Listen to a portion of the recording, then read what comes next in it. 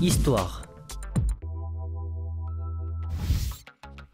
Cidras Belleciartua est une entreprise familiale dont l'activité est l'élaboration de cidre depuis 1870.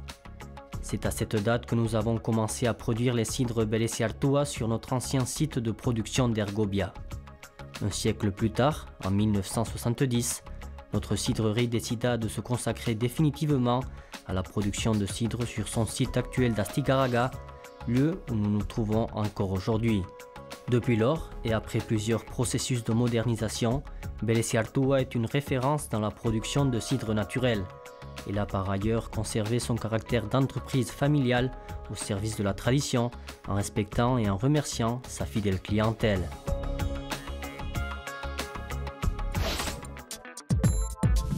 Le cidre.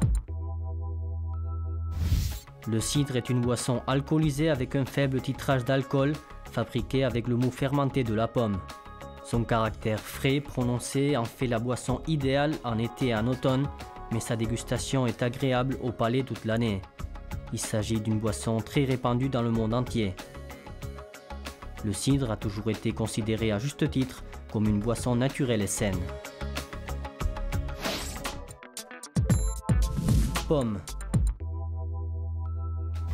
La seule matière première utilisée pour élaborer notre cidre naturel est la pomme.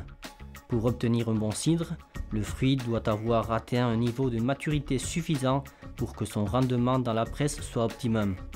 La pomme est cueillie début octobre et la fin